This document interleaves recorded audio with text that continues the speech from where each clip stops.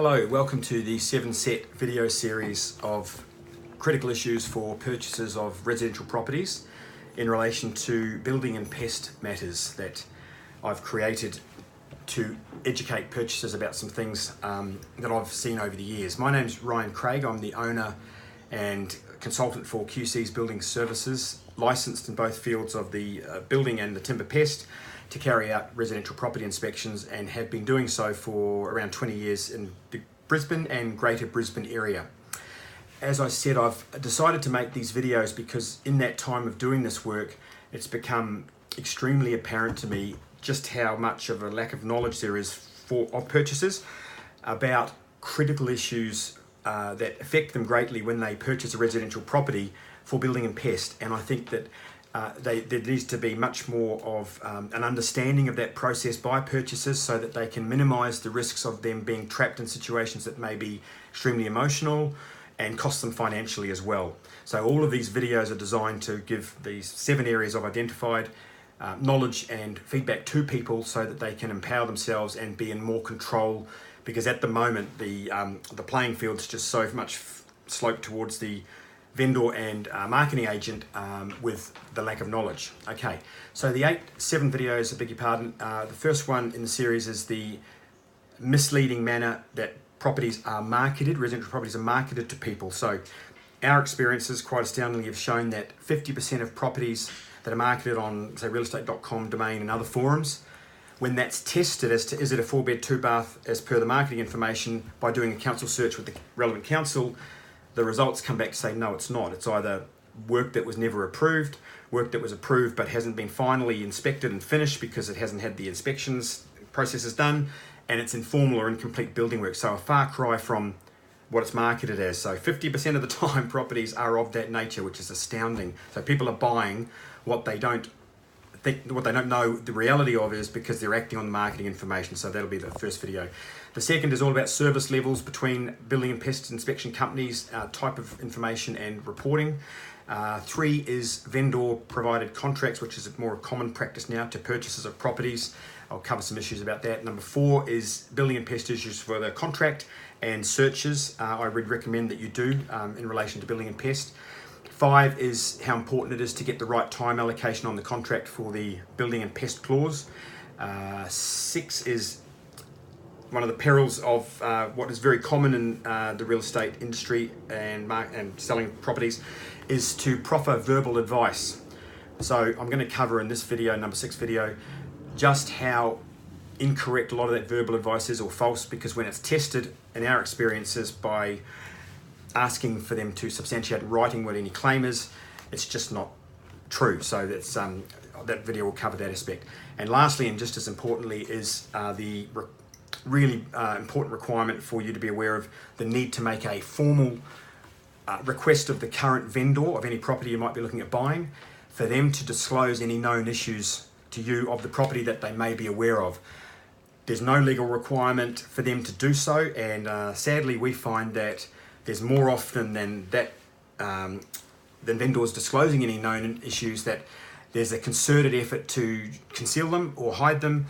because when we find them during inspections and we start asking questions to the vendor, it becomes apparent that they were fully aware of this issue and hadn't disclosed it to the potential purchaser. So the only way you're going to safeguard yourself by potentially finding out some things that could be concealed or not able to be found in an inspection, like subterranean drainage or legal disputes with neighbours, is by formally making a request of the vendor and putting the onus on them to give you that kind of feedback. And we'd recommend that, and that'll cover it in number 7 video. So this one today is video number 3, and it's all about the more commonly carried out practice of vendors providing building and pest reports to potential purchasers of their property, which is done so to try and promote a proactiveness, but also there is a big element of this to try and control the amount of information a purchaser gets and hopefully get them to act on the report the vendor is providing them, because it might be of a lesser quality and have lesser amounts of information than a more thorough report. So vendors are trying to also do this because it can minimise their chances of potentially losing a sale if a purchaser is correctly educated with a better level of service. So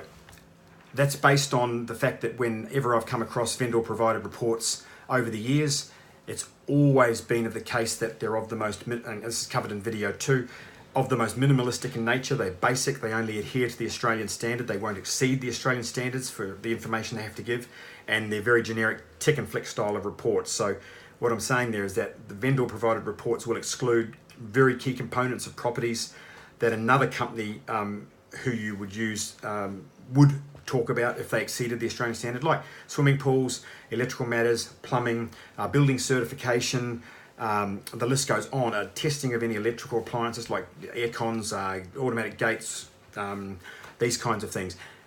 Generally, if there's reports provided by a vendor to a purchaser, they are of the nature that they are the most basic, least informative, because they will only adhere to the Australian standards, because it paints a better picture for the vendor to give purchasers that kind of report, and it's less complications for them, because the less amount purchasers know, the less they're likely to bring up. So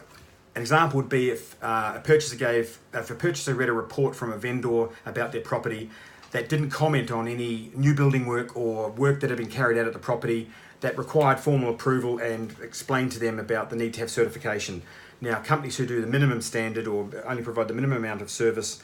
and only adhere to the Australian standard won't do that, because there's no requirement for them to do under the standard. And a purchaser might, if they act on that report, buy a property that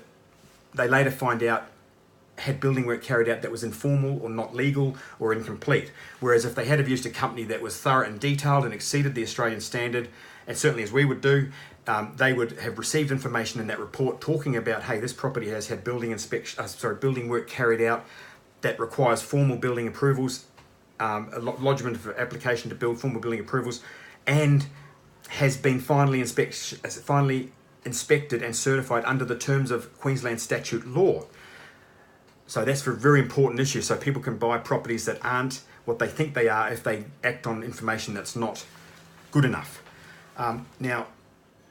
invariably, vendor provided reports will also be ones that the marketing agents suggest.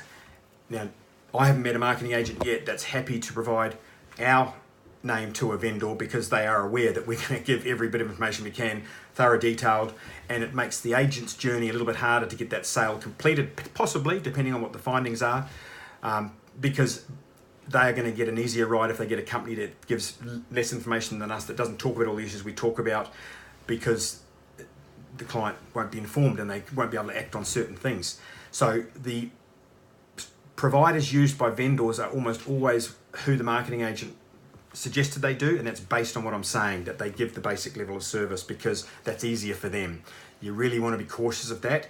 There can be exceptions to that rule. I'm not saying that all of them are like that, but you've really got to have a look at the report and work out how detailed is this, how thorough is this, are they talking about issues that are excluded from the Australian standard, are they giving me explanations and telling me, does it look basic or vague? And if you get any inkling that, hey, it looks pretty basic,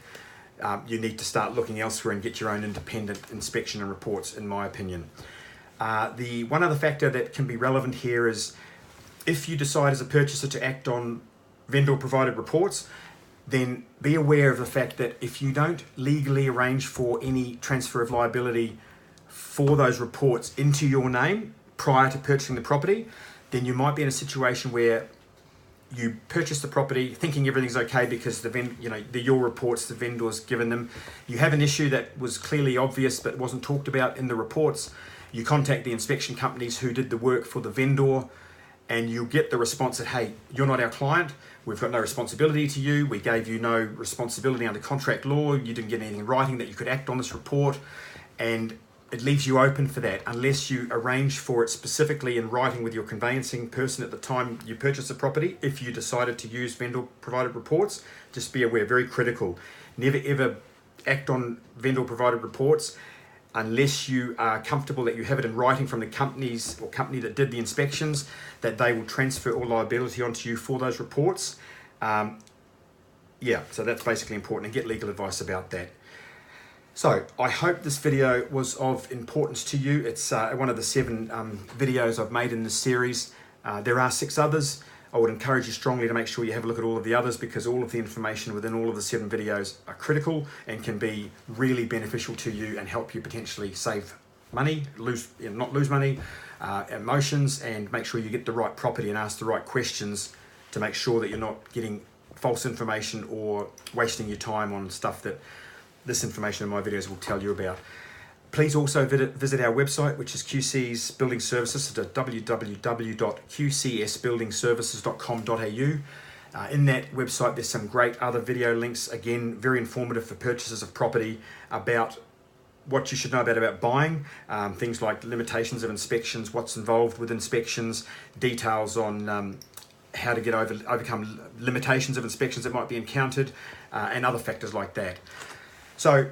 please also make sure you let everyone else know in your friends network that is buying a property, because I know how important these 7 videos are and the knowledge that's in them. I really encourage you to pass it on to all of your friends and people that are buying, because I also don't want to see them in a situation where they have a lack of knowledge and end up suffering financially or emotionally, because it's a big problem that the lack of knowledge out there for purchasers. So yeah, please pass that on to anybody. The last thing is, if you are ever in need of an inspection company in the future, we'd love to help you out.